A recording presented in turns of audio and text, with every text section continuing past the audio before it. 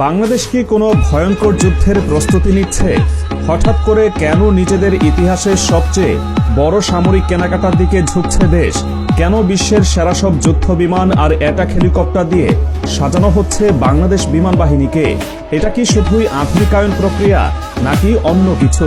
আর সবচেয়ে বড় কথা, এত বিপুল পরিমাণ অর্থ খরচ করে এই সামরিক সক্ষমতা অর্জনের মূল উদ্দেশ্য আসলে কি? বাংলাদেশ তার প্রতিরক্ষা খাতে সাম্প্রতিক সময়ে যে অভাবনীয় পরিবর্তন আনতে চলেছে তার খবর এখন আর গুঞ্জনের পর্যায়ে নেই। চীন থেকে 20টি মাল্টিরোল ফাইটার জেট কেনার খবরটি যখন আলোচনার কেন্দ্রে, ঠিক তখন একে একে বেরিয়ে আসে আরও চমকপ্রদ সব তথ্য।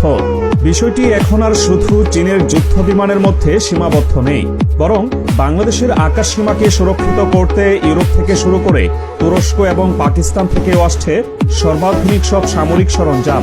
আর এর মধ্য দিয়ে বাংলাদেশ বিমান বাহিনী এমন এক সক্ষমতা অর্জন করতে চলেছে যা এর আগে ছিল কল্পনারও বাইরে।